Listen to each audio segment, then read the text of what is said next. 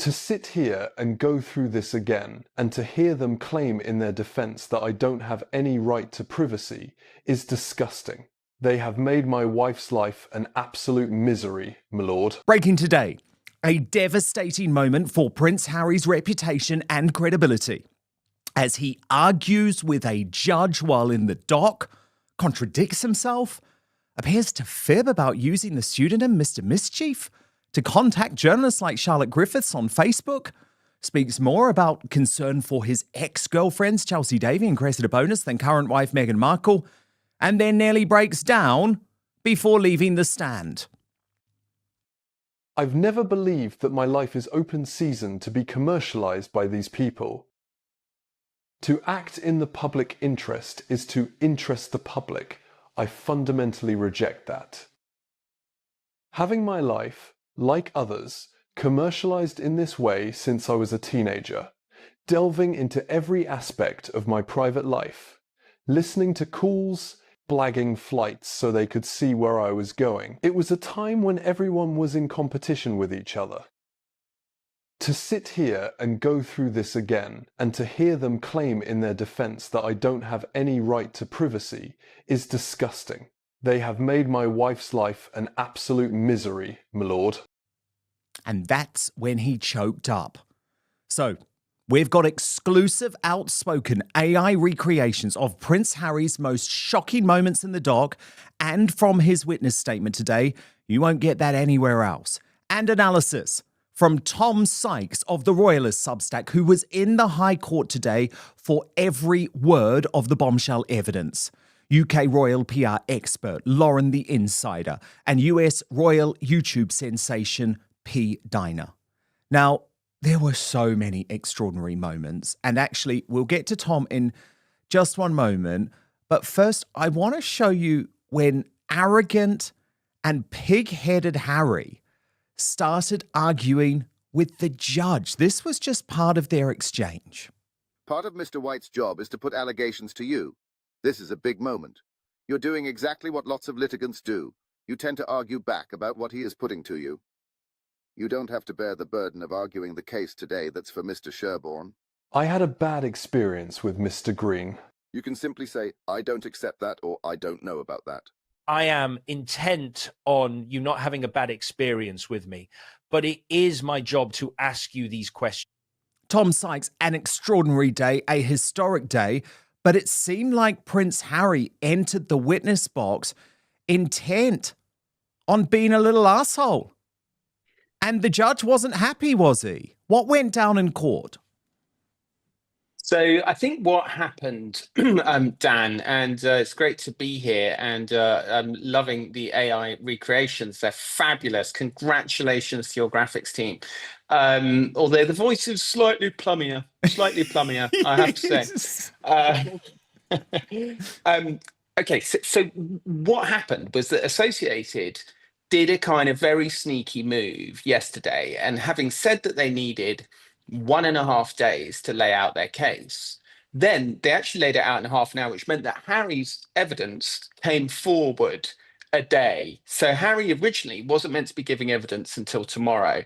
Now, I think it scrambled him a bit.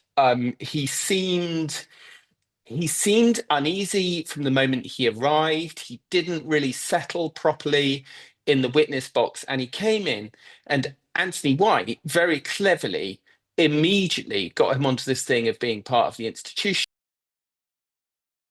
And right from the off, Harry was on the defensive and very bristly and very abrasive.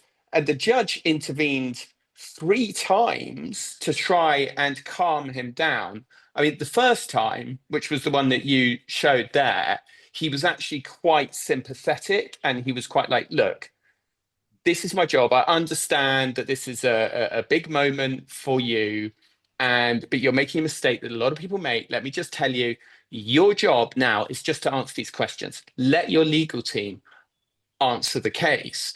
And Harry seemed to kind of go, okay, my lord, yeah, whatever. Then he carried on. Then he did it again. And then he did it a third time, and it was really bad the third time. So This was in a question about Natalie Pinkham, who the Mail said that Katie Nicholl had called up Natalie Pinkham to ask her for a comment. She had given a comment, and then Katie had subsequently described her as a source.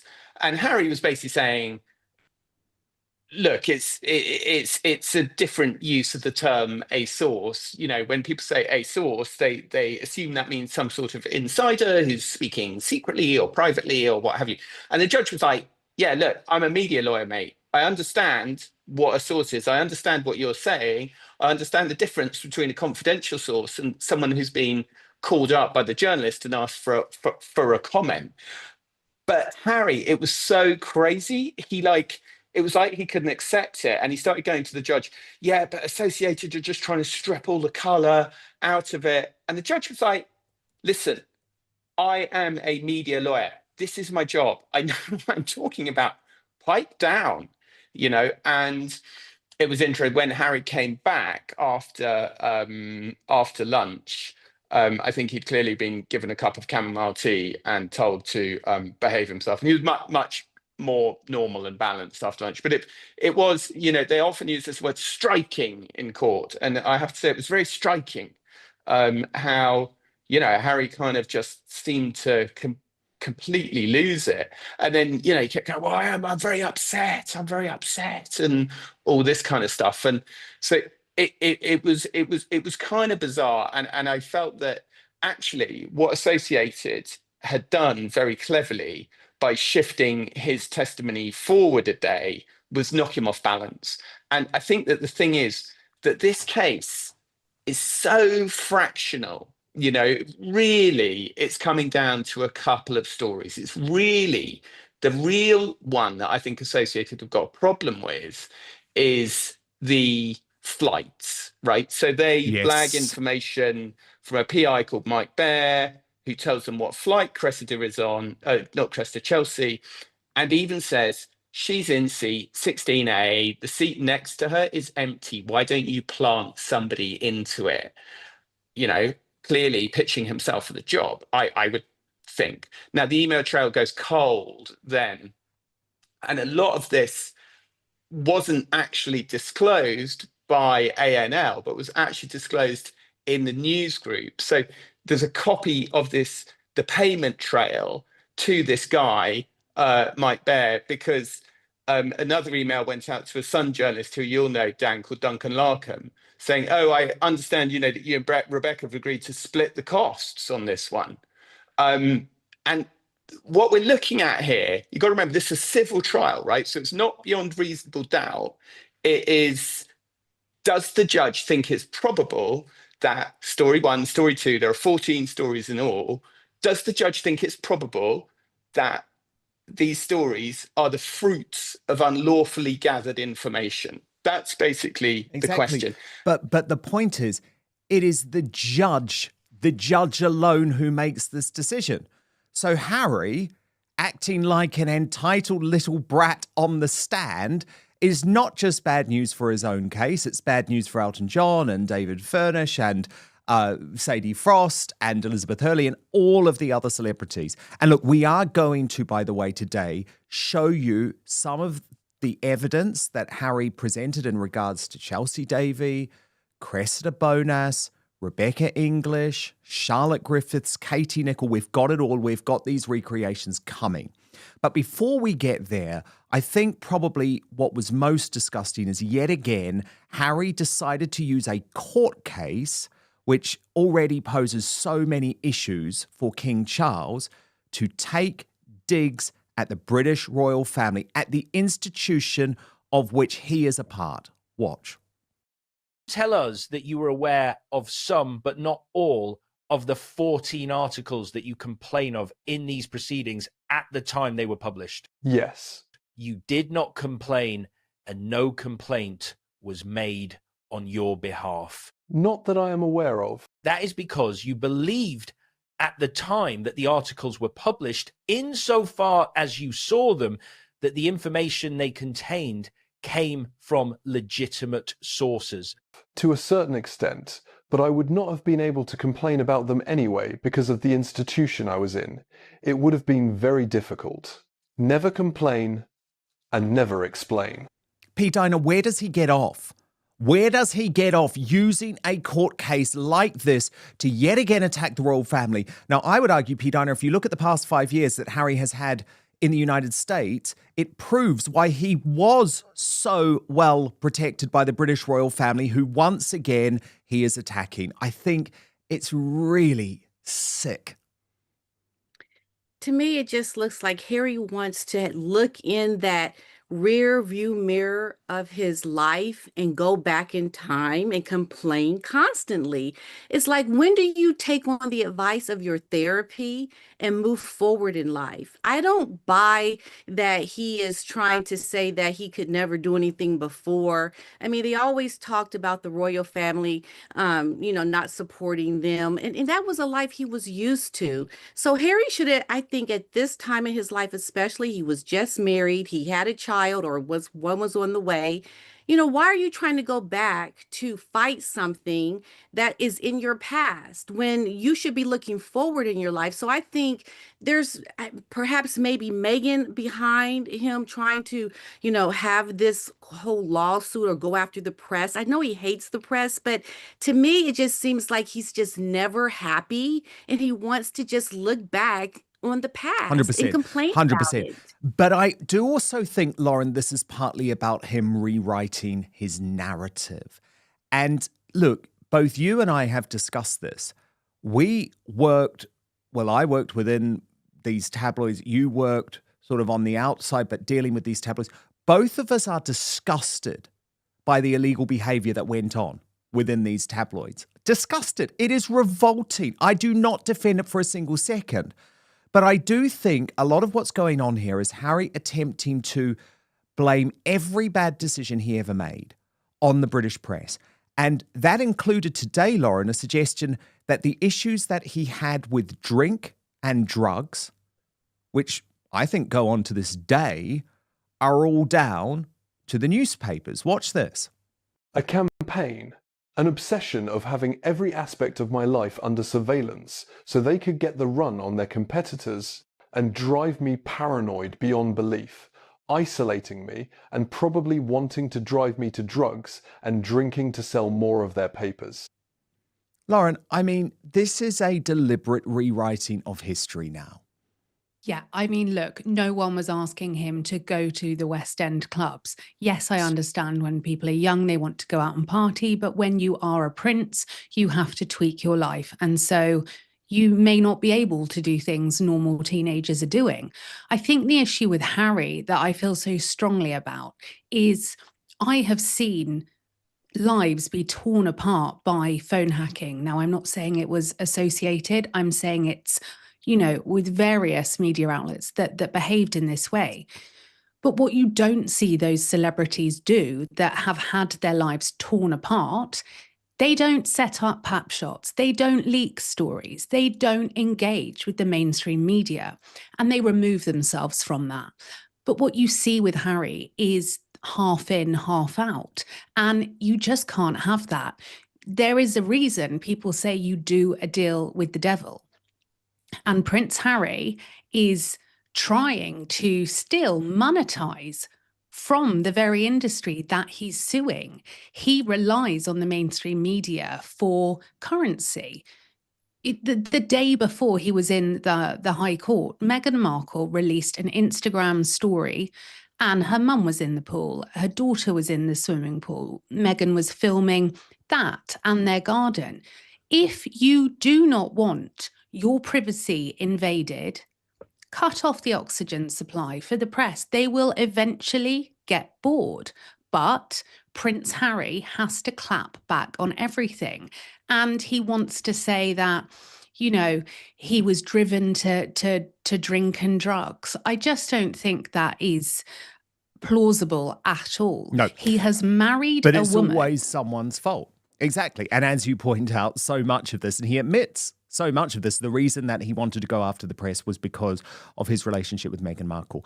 But Tom Sykes, where I think you're absolutely accurate in your reporting, which I have been following all week long from inside the court, is that the real issue for the Daily Mail is that they only have to be found once by this judge for having done something unlawful for this case to end up being a disaster for them and a big win for Harry.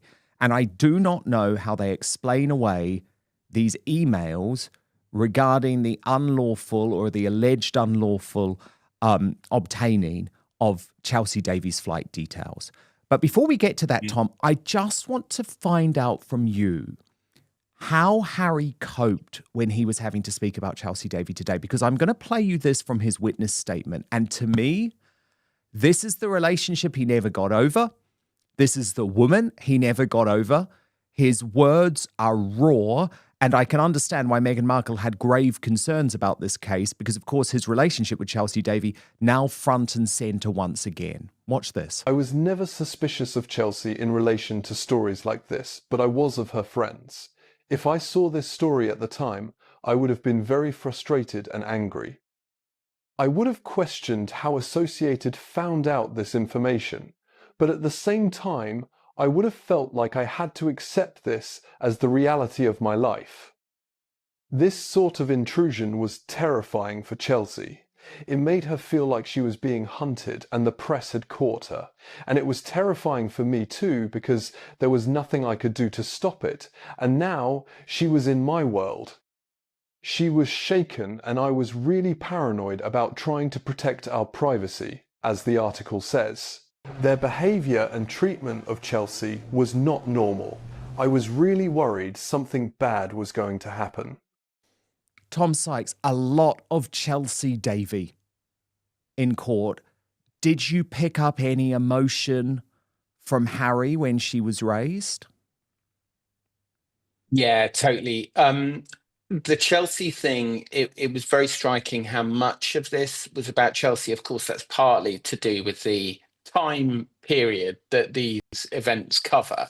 But you definitely felt that sense of regret from Harry.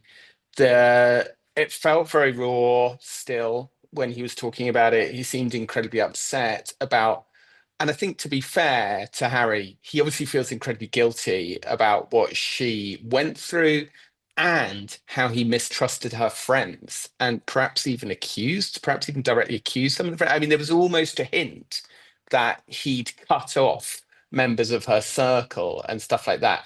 Chelsea is definitely like, there's a lot of characters that both sides are trying to construct a narrative for, us to kind of get our teeth into.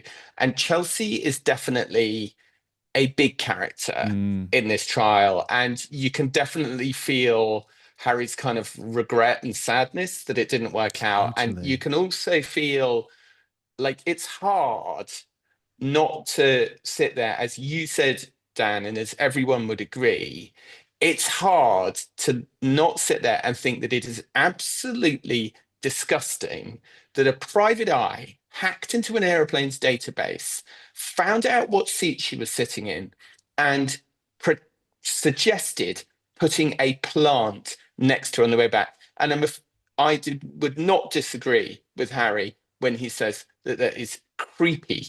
And I think that is exactly the right word. And I think it was a clever choice of word, actually, because it's revolting. It connects. It's revolting. And I'm sorry, Tom, I know you probably know her because, of course, you were part of the Royal Rota. But if Rebecca English did that and she remains the royal editor of the Daily Mail, I mean, Lauren, that doesn't feel a sustainable position to me. No, I mean, look, I'm very vocal on the fact that I think the Royal Rota has to go. I think it just pushes out propaganda. I think it's incredibly toxic, in my opinion. And I really would have huge concerns that if it comes out that this is true, that someone remains in the Royal Rota that has behaved like this. When it comes to Chelsea Davy, I think if, again, it proves to be true, this is disgusting and no one's taking anything away from that. My problem is Prince Harry has had years to prepare for this, and it's £38 million. Obviously, we're not paying for it. we wouldn't have enough money in this country. We've still got potholes. But you would think someone would have briefed him properly. He is, I mean, I just watched those reenactments, Dan, and I'm shocked. It's word salad, it's waffle. Less is more. When you're at the High Court, you want to say as little as possible. You want to remain factual. But he because thinks what he's so doing, smart, doesn't he? yeah, and he's always got to clap back. We've seen that time and time again. Totally. The problem is he's now looking like he's unreliable, like this is, not driven in fact. Well, indeed. That this and is there highly is emotional. something very unreliable I want to get to in just one moment. But P. Dinah, first, before we just move on from Chelsea Davy, though, I do want to think about the psychology of this, P. Dinah, because it's really interesting hearing from Tom inside court. This is emotional to Harry. You could see it in the witness statement too. I don't think he'll ever quite move on from Chelsea Davy. And what is so striking to me is we remember what Chelsea was like. She is everything that Meghan Markle is not. And the fact that he has now ended up with a woman who actually does far more dirty deals than what the media in the United Kingdom used to do when he was living here and relatively happy with Chelsea Davy is actually deeply sad. Part of the problem Harry has is that his wife, I think, is part of his problem, with the press. And he just seems to not really understand how Meghan is part of his problem. And looking at his time with Chelsea, Meghan would feel about that. I mean, this seems to be talking about his ex and these emotions that he has. I mean, he wants to maybe bring Meghan into the fold, like this is about her, but it's not about her with this, right? I mean, it just seems like he is very regretful about his life that he had with Chelsea because she would have been the right kind of woman for someone like Harry. Meghan is the complete opposite. She plays into all of this, just like Lauren was saying, with the photos from, Meghan's Instagram. I mean, how do you ration that when you're trying to not have dealings with the media, but yet your wife, that is her goal. Her goal is to elevate her brand and to show as much as she can, because everything that Meghan puts out there in social media, there is a story on it. It's going to be written up. And what does that do? It brings you more and more into the media spotlight. Meghan is part of Harry's problem. Can he not understand or really recognize that and really deal with that in his face, what the real problem is? And that contrast just felt so clear. And that is why I am convinced Meghan Markle actually did not want him to pursue this case, because she knew that all of his old relationships and all of his old feelings about those old girlfriends who he blames the British press for destroying were going to come to the fore. But look, Tom, we've got to talk about Harry's credibility. And I think there was a very bad moment for Harry. And it was when he was accused of using a pseudonym, Mr. Mischief, on Facebook. And the claim from the Daily Mail's legal team is that he was using that pseudonym to communicate with journalists like Charlotte Griffiths, now the editor-at-large of the Mail on Sunday, who is actually writing a lot of positive pieces for Harry at the moment. Yet he insisted his social circles weren't leaky, something I can vouch for a fact is untrue. Watch this. No idea she was a journalist. I never used the name Mr. Mischief. Did you meet her in Ibiza? I don't think that can be right. I don't believe I have ever been to Ibiza other than with my now wife. My social circles were not leaky. I want to make that absolutely clear. I would have to cut contact with this person. But Tom Sykes, there was not a clear answer from Harry about the Facebook account, because the Mail is insistent that there were messages exchanged between Harry and Charlotte Griffiths from this Mr. Mischief account. Well, I mean, there was a clear answer. He said no. He said, no, nothing to do with me. Don't know what you're talking about. Whether or not that was credible is another question.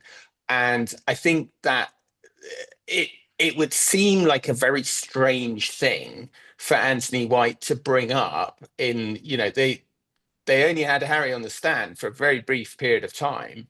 and he did bring it up. So one would imagine that it's something that's going to be coming up later, and that they're going to be trying to, get into people's heads now. I mean, it was bizarre. It was absolutely crazy. It seemed to come out of nowhere. It seemed to catch everyone by surprise, and it was nowhere in the opening submissions, and it just seemed to come out of nowhere. This Mr. Mischief thing, and I mean, Harry just said, "It wasn't me. I wasn't there. I didn't do it. It wasn't me, pal." Yeah, he always hid behind online identities, Lauren. That was always the understanding. And I think it's quite difficult for Harry when, for example, the Daily Mail's team, and we'll come to Rebecca English shortly, are saying, well, look, you had 2 phone calls with Rebecca English. And one of these phone calls was work-related. The other was to help her through a personal issue. And again, Harry just claimed to have no recollection of it, Lauren. Yeah, I mean, Harry's recollections vary, don't they? If we Always. look at the track record of Meghan and Harry, let's just go back to when Meghan called our royal family racist. And then we see Prince Harry, when he's interviewed by Tom Bradbury, totally deny that ever happened. So he's not, in my opinion, a reliable witness. He is picking little bits up and molding it into something that suits his narrative. And ultimately, I think today has been devastating for him because he has completely played it all wrong. He is incapable of taking advice because his legal team, there is no way his legal team would say, go up there and behave like that. No. They will be absolutely shocked. Yeah. And of course, from Meghan's point of view, why on earth do you want to pursue a case where all of your old relationships are dragged back up? And another one of them was Cressida Bonas. Now, remember, that was the relationship that he had after Chelsea Davy, before Meghan Markle. It was serious. It was very serious. And again, she's someone who has tried to keep her relationship out of the public eye, but Harry, in his witness statement, made it clear that he still has very deep feelings about what went on. Watch. Associated published this article about my relationship with Cressida Bonas, including information about our whereabouts and plans. The headline speaks to exactly how they wanted me to be: lonely, miserable, depressed. Again, this article is creepy. Kensington Palace should not be talking about private matters, but just because someone said Cressida's not coming for Christmas, how did they know she was on Richard Branson's island? It's a horrible existence for a young girl to be stalked like this. They probably tracked Cressida or blagged information about her flight and would have had her under surveillance like they did my other girlfriends. So P. Diner, again, another ex who he clearly has very strong feelings about what happened. What did you make of it? I mean, here he goes with probably. Like, where is his evidence? I mean, aren't you supposed to have evidence about the things that you are alleging? I just don't understand. I think Yes, here you he are. wants to base everything around your feelings, and it just seems like it shows his immaturity and how entitled he is and how he just doesn't have a real grasp on reality. This whole lawsuit to me makes absolutely no sense. I don't know why he want to go and talk about things with a previous girlfriend and things that happened to these women. I mean, it just seems like Harry is in a world where he feels so entitled that people should recognize his feelings and do something about it. But that's just not how it works. And Harry needs a real wake-up call. I mean, I just think it's nonsense for him to like have all of these complaints based on how he feels and his emotions. It just shows his immaturity and his entitlement of everything. I mean, I don't know how Meghan is dealing with this. I mean, all he's doing is talking about his previous girlfriends and like trying to make that relevant Well, indeed. somehow. And I think the most significant today, and Tom Sykes, you were obviously in court, so I'll get you to kick off on this, but is Natalie Pinkham. Because Harry's relationship with Natalie Pinkham was always pretty interesting because it was very much covered. She was a good time girl, had lots of friends who were socialites. And Harry revealed today in court that the reason the relationship ended was simply because he thought she had been leaking stories. He now reveals that he is in touch with Natalie Pinkham as recently as last night, talking about what really went on. Watch this. It broke down precisely because of the distrust, and it led to me not speaking to her for years. It seemed as though someone was leaking these stories, but I now believe that it will have come from listening into our communications, voicemail interception, or blagging. Now, Tom Sykes, by all accounts, Natalie Pinkham is a very lovely woman. The problem that we've got here is that, of course, she is not going to tell Harry on the phone last night, if indeed she did have a conversation confirming information to Katie Nicholl.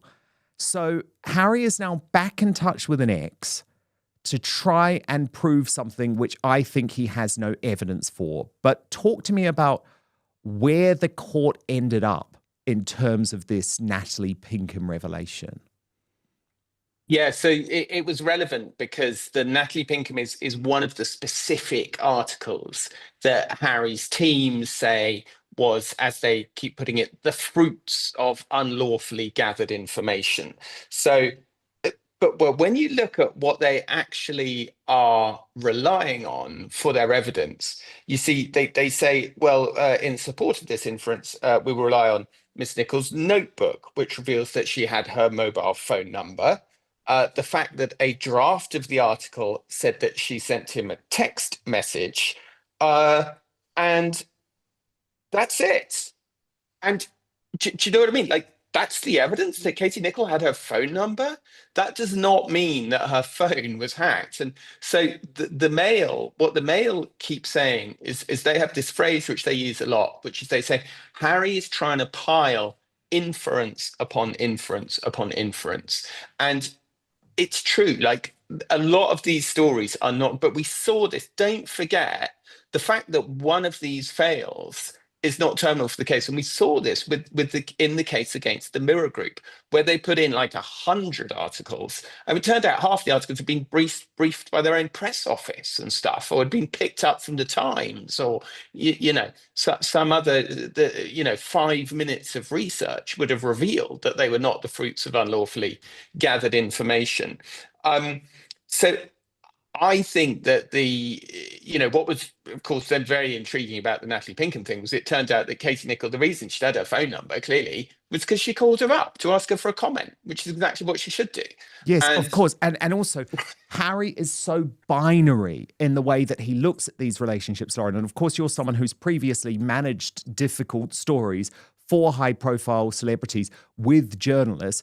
The fact that Natalie Pinkham may have given some briefing or a nod to Katie Nicholl off the record doesn't mean that she was the original source of the story. But what Harry keeps on saying, and I find this offensive as a journalist, is basically any journalist that uses the words source or friends within an article is covering up for some type of illegality. Now, that is nonsense. And I come back to the story of Megxit, Lauren, where I even quoted staff working for Prince Harry as sources because they were unable to speak on the record. So there are a lot of paranoid inferences that Harry keeps on leaning into here. And I think he's put Natalie Pinkham in a horrible position, if I'm honest. Yeah, I mean, look, I think Prince Harry has bitten off far more than he can chew. This all stems, obviously, from how Princess Diana was treated and his deep distrust for the media and hatred towards them. But he is a hypocrite because he is continuing to work with this media and engage with them. So it's not a case of, for example, Sienna Miller and Hugh Grant. Their phones were hacked. They were treated terribly, and it destroyed personal relationships within their lives. You won't see them working with the newspapers that that behaved like this. But what we see is Prince Harry, you know, as recently as last week, sources close to the Sussexes talking about the security being nailed on. And, Totally. you know, we spoke They're about playing the this same because, game.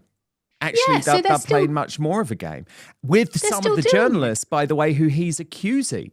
But P. Dinah, how do you think Meghan Markle is going to feel about the fact that Harry's back on the phone to his ex, Natalie Pinkham? I mean, you do sort of wonder if this whole case, P. Dinah, psychologically for Prince Harry is a way for him to look backwards, to reform some of these relationships. We know how much he's missing the United Kingdom. We know how much he's missing his old friends.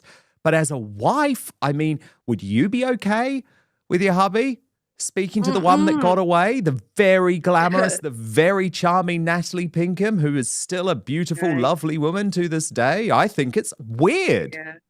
I think it's horrible. I mean, as a woman, if I saw my husband constantly talking about the past and his exes, I would just not be happy with this man. I think this is part of what is happening with Meghan and Harry in their relationship now. I think she's going against things that he doesn't want her to do. Otherwise, why is she putting out all of these different social media posts? And I think she eggs him on because there is some kind of rift, I believe, happening within their relationship. And Harry is just thinking constantly about the past. That is not what a woman wants to see your husband doing. Look, we have young children. We're living a new life in America now. You're supposed to be happy here with us, but yet you're constantly talking about going back to the UK, wanting to bring the children there and talking about your exes. And this whole lawsuit is just making, I would think, Meghan feel isolated as if her husband is not even there for her because he's not trying to support her and what she's trying to do. He's off doing what he wants to do with going back in this lawsuit and the memories of everything. It cannot be a good thing for their marriage. It just cannot. I can imagine Yeah. there's lots of arguments. Totally. I think this is hugely uncomfortable. And I would just love to know how he justified, oh, yeah, I've just been on the phone to Pinkham. You know, Pinkham is the type of woman that guys want to hang out with. You know, she's such good fun. And she's the opposite of Meghan Markle, actually, in every way. But Tom Sykes made the point that the woman really being targeted today was Rebecca English. You'll probably know Rebecca English as the host of the Daily Mail's Palace Confidential, but she has been a senior royal correspondent and latterly royal editor for the Daily Mail for years. So it was very important for the Mail's lawyers to try and suggest, even though this is something Harry strongly rejected, that there was sort of a friendship, a close relationship, you know, the fact that they'd spoken on the phone together. That was what the Mail was trying to present. Well, Harry, in some of his strongest evidence today, rejected that outright. Watch. I put it to you that you had a good relationship with Miss English. No, I did not have a good relationship with Miss English, quite the opposite. I was probably advised to say thank you to her. It was a pretty hard thing. We were forced to work with them. We had to have some kind of relationship with them, knowing who they are and knowing full well the kind of stories they had written about me and how they have commercialized my private life. Why didn't you complain to Miss English about the articles being written? Hindsight is a beautiful thing.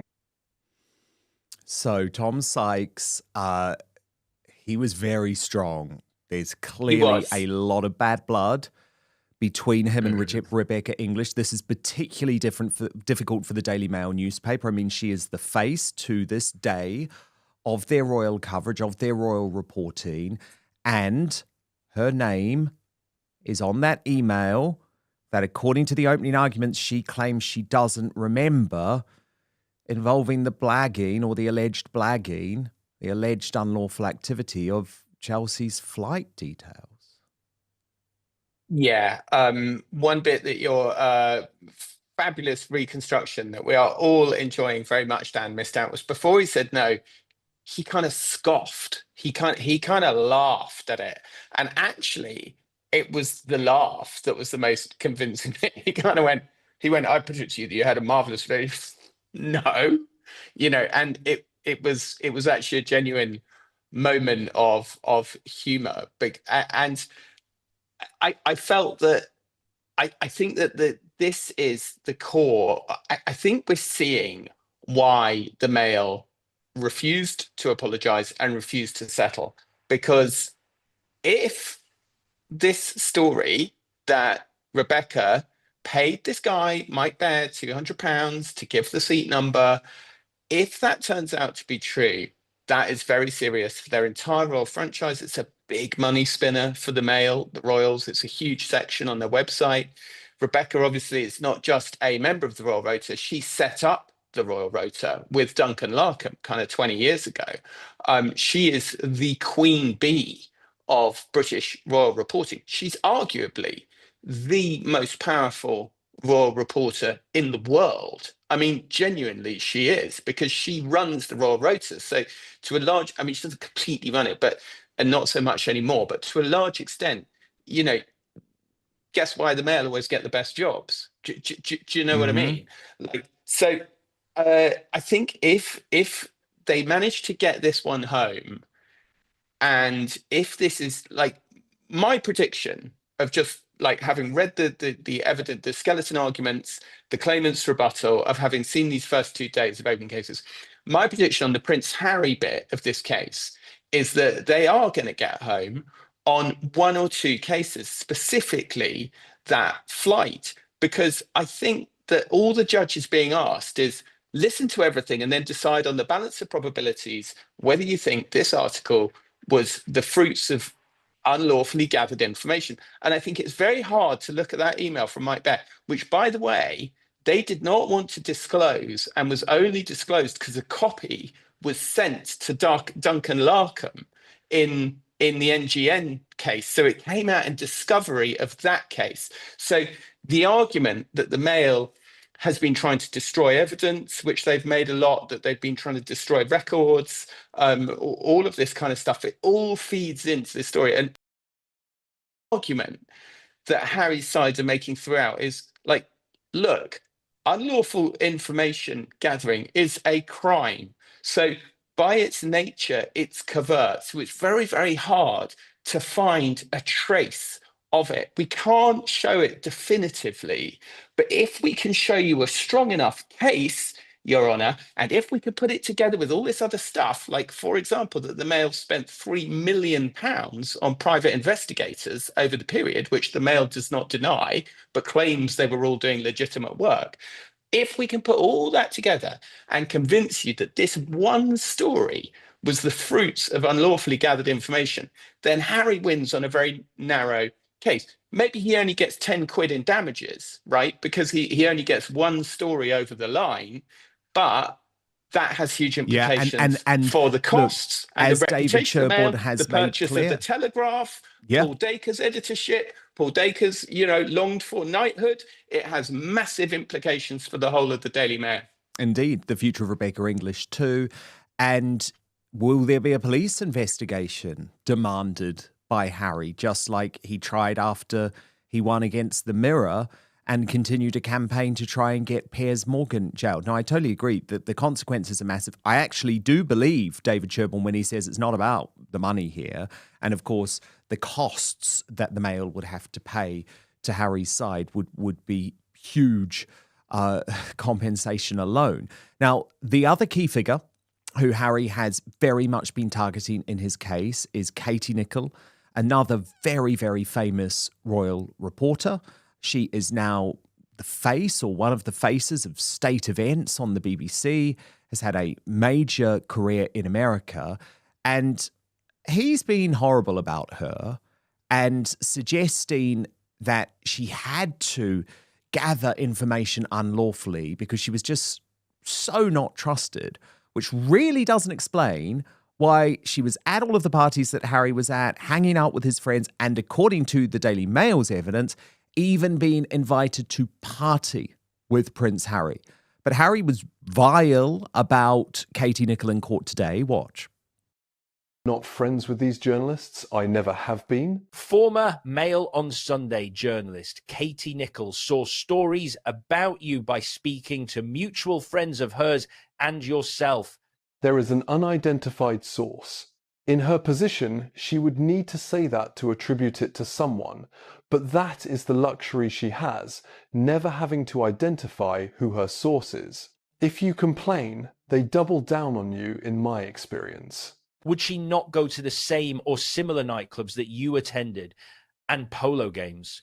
Everybody knew who she was, so nobody would be loose-lipped around her.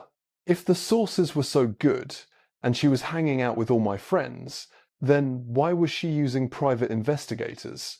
Miss Nicol made a career out of turning up at these events and making it seem like she had these sources. Well, I mean, Tom, her career literally was about turning up to events and parties. She was the diary editor, the editor effectively of the society pages of the Mail on Sunday. So that was her job. But I mean, she has sources. She has genuinely very good sources. Yeah, I mean, look, the clue's in the name, diary editor. You turn up at events that are in the diary, right? That is the job. You go there, you have a few glasses of champagne, and you try and get people to tell you stuff. I've done it. I'm sure you've done it. We've all worked on diaries. It's great fun. It's good fun for young journalists, particularly. And don't forget, this like 20 years ago. Like Katie now is much better known. She's reinvented herself. She's left the whole tabloid world behind. She's the royal editor for Vanity Fair. She had a horrific experience with cancer. She's a cancer survivor. But yeah, her roots are like a tabloid journalist at the Mail. Was apparently tried to be poached for the News of the World. The problem that Katie's got is that three of her two stories, which rely on three sources, mysteriously, all the sources are dead. That's very convenient, isn't it, Tom? Good Lord. Yeah, so and unfortunately, so she says that she got a story about Harry's was going to ask Tiggy to be the godmother of one of his kids, and she says she got that from Lady Elizabeth Anderson, dead. Stood up by Tara Palmer Tompkinson, dead, who David Sherborne amusingly actually referred to as the IT girl rather than the it girl. So David Sherborne must be the only person on the planet who thinks that Tara Palmer Tompkinson would have known how to turn on a computer, which I think would amuse Tara. But the best one of all that actually had people in stitches. Dan, you must remember at journalism college, there's a great old saying, which is every dog has a name, right? Which is a way to encourage journalists to provide lots of detail, right? Don't just say you had 7 dogs, give all the dogs the names. So this one story that she runs that is very controversial, and I think is a bit like the flight story in that it could be the one that gets over the line.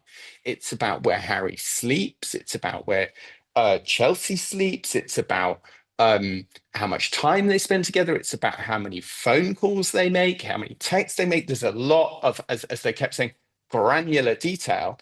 Well, she says that her source for this, admittedly an indirect source, is an elderly retired journalist called Garth Gibbs, who emigrated from South Africa in 1966, 20 years before Miss David was born, and because he's now obviously sadly dead, lived alone on the Isle of Wight with a cat named Lord Kidson, whose nickname was Kizzy. Yeah, I mean, look, obviously I don't know who that guy is. I'd never come across him. What I do feel about that story, though, Tom, is that there's no smoking gun.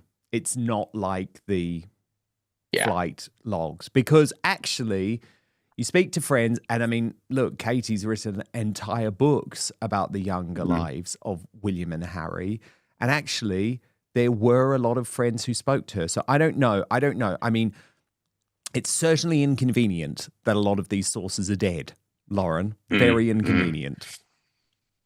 Yeah, I mean, look, if you look at how the industry was, I would say the industry across the board, not any specific papers. I would liken it to organized crime. So for but you me, didn't have to get involved. Honestly, I mean, look, I started at the News of the World in 2007, okay? People who don't know my background, I worked in Fleet Street. I was the showbiz editor at the News of the World.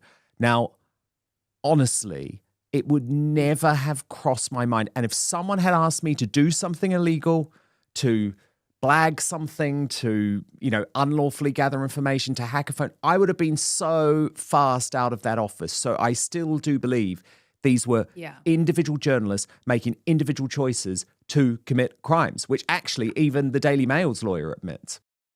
A very quick but personal message from me to you to let you know that the best way you can support Dan Wootton Outspoken is to subscribe to my Substack at www.outspoken.live. Substack is a free speech platform that protects me from big tech cancellation and lawfare.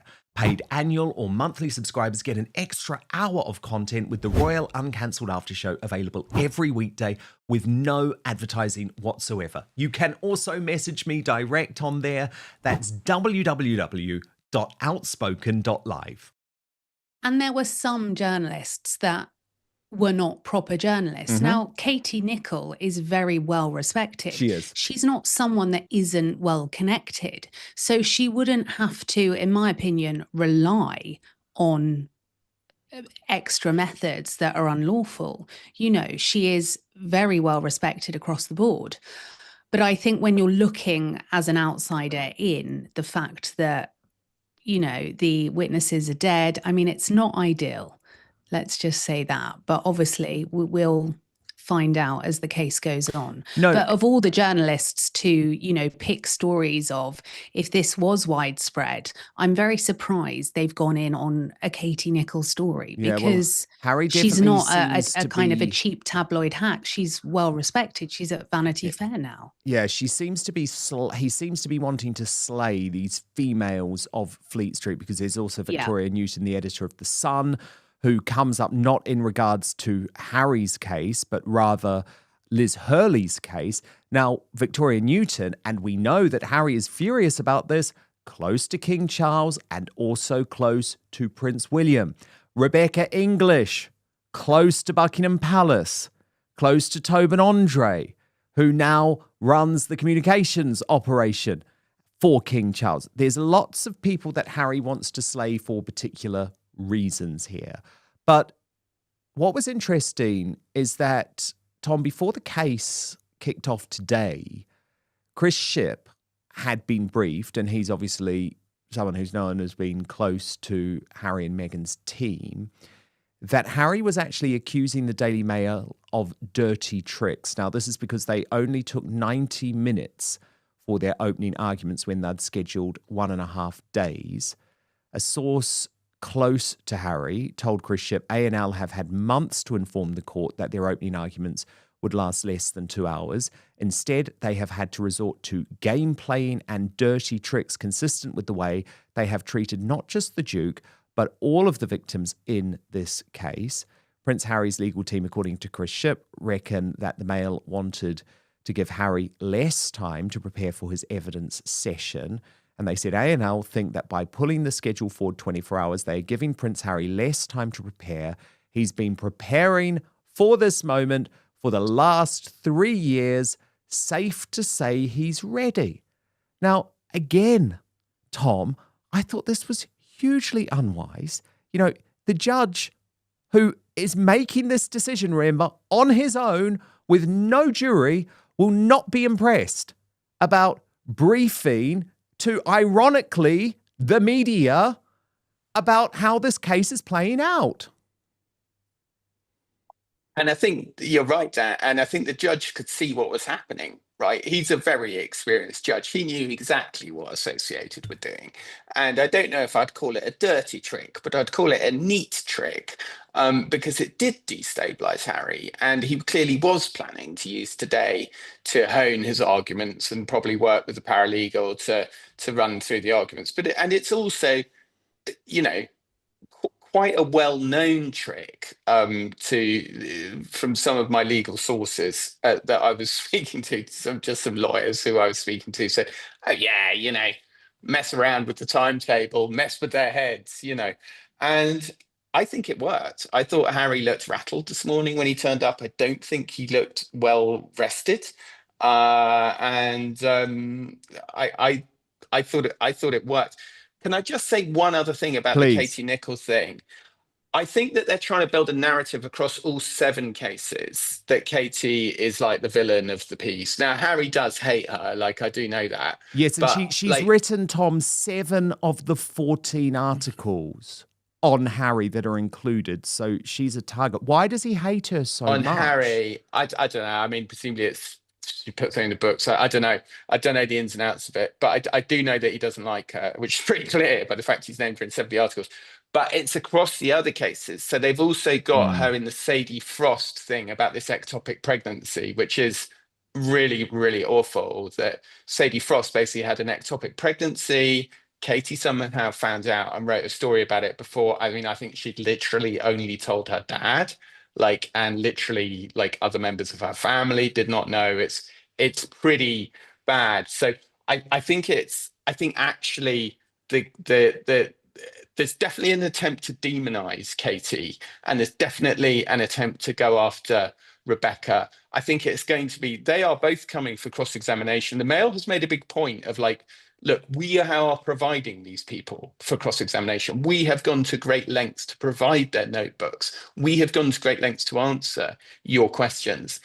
I think it's going to be very interesting when Katie comes in, what she's going to say, because she's no longer in that world in the same way that Rebecca is. Like, I think we know what Rebecca's going to say. I can't remember anything. Sorry, it was all a long time ago.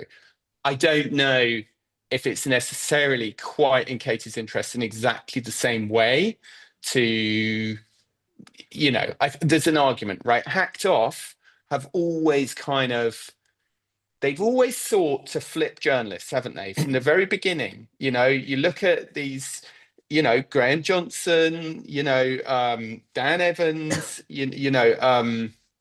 all these kind of characters, who, so Hacked Off have always been, look, if you flip to us, we completely understand it was just a system that made you do these awful things. It's not your fault. You're not a bad person, blah, blah, blah, blah, blah. So I think Rebecca is one thing, but I think that the sort of demonization of Katie Nicholl is slightly because she's different, an individual now. Across the other cases. She's not working for any company, and her reputation is on the line. By the way, we were having some fun yesterday with our AI Harry. Just as we were perfecting him, and James and our team were putting it all together, and I thought I'd just show you the little test that they put together for me. Watch this. And that Dan Wootton and the Outspoken team, they are very naughty boys. I don't know how they always seem to get everything right, even when Meggie and I try so hard to conceal the truth. Dan knows Meg's wine is like toilet water, and he bloody tells everyone Netflix are not amused at all. Oh, it's good, isn't it? It's good. That's good. AI Harry. But as a lot of people in the chat are saying, AI Harry is almost too smart, and he looks too good because, look, I mean, you don't want to be cruel, Tom, but was Harry looking as bad in person as he was in the pictures? I'm a 51-year-old man, Dan, and I never comment on anyone's appearance. You're pleading the fifth. What did you think, P. Dinah? I thought his appearance, I think he did look a little scruffy and like disheveled a little bit, which I think was to be expected. Yeah. I expect that from Harry. I do. Yeah, no, That's what his life is like, I didn't think he looked great. But look, let's get on to the substance, because we have been running a live poll on YouTube throughout the course of the show. Was Prince Harry telling the truth in court today? So this is your last chance to vote. If you are watching live, head to that live chat. Now, thank you so much for all of your comments and super chats throughout the show, including Teresa Holton, who says they're going to do to Andrew Mountbatten Windsor what they did to Harry and Meghan.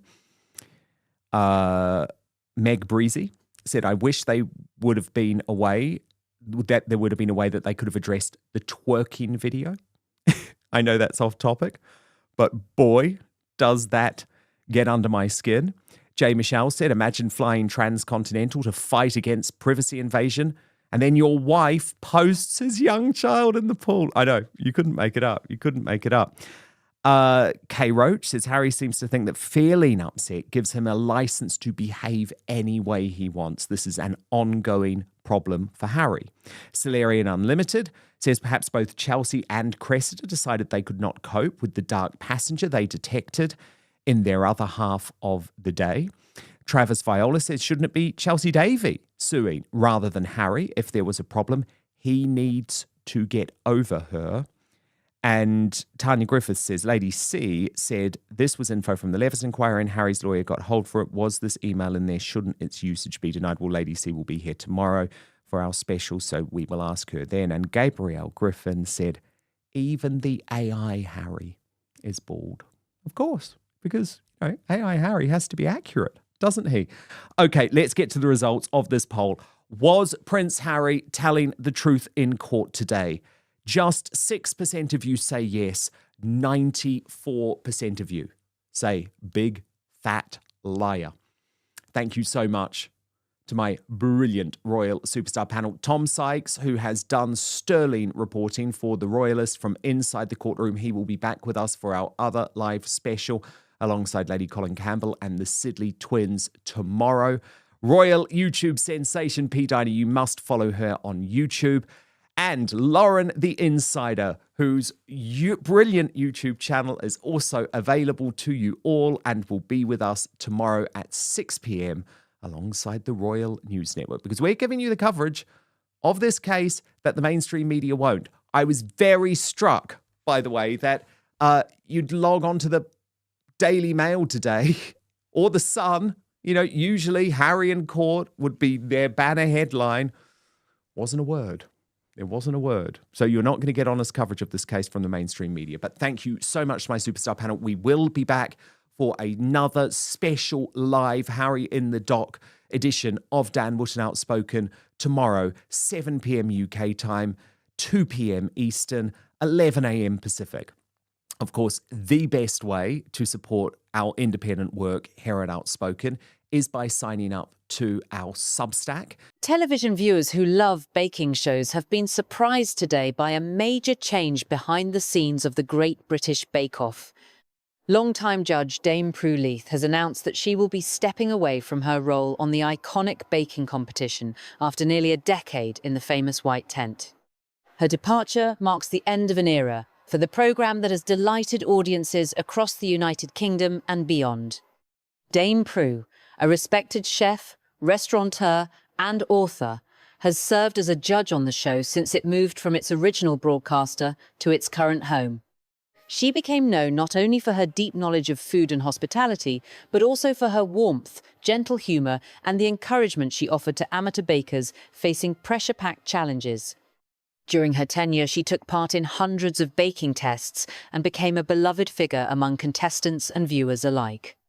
In a heartfelt statement shared with fans and followers on social media, Dame Prue spoke about how much the show has meant to her and why she feels it is the right moment to step back.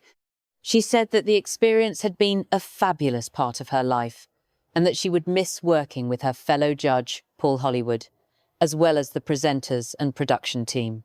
She also explained that she hopes to spend more time enjoying quieter pursuits, including her garden, and to focus on other personal interests. Producers, colleagues, and fans responded with warm tributes to Dame Prue's contribution. The production company behind the series praised her culinary authority paired with great generosity and empathy, noting the indelible mark she leaves on the programme and the positive influence she has had on countless bakers. Paul Hollywood and the show's hosts expressed their admiration and appreciation for her warmth and humour. While Dame Prue's exit closes a significant chapter, it also opens the door for new talent to join the judging panel. Television insiders and industry sources say that legendary television chef Nigella Lawson is in advanced discussions to take on the role. Miss Lawson, renowned for her best-selling cookbooks and charismatic television presence, has already gained experience judging on cooking programs around the world. Her signature blend of charm and culinary insight is expected to be a good fit for the show's tone. If contract talks are successfully concluded, Ms. Lawson would join Paul Hollywood in evaluating the bakers in the next series, potentially bringing her own style of warm encouragement and playful banter to the tent. Channel officials have not yet confirmed the appointment, but sources say that discussions are at an advanced stage and that an official announcement could be forthcoming. The Great British Bake Off, known for celebrating creativity and community in baking, continues to be a cornerstone of popular culture television. With its blend of friendly competition and heartfelt stories, it has maintained a loyal audience and global impact. Viewers now face both the farewell to a much-loved judge and the anticipation of a fresh face joining the team. As one chapter ends and another begins, fans around the world are watching closely to see how these changes will shape the future of their favorite baking program.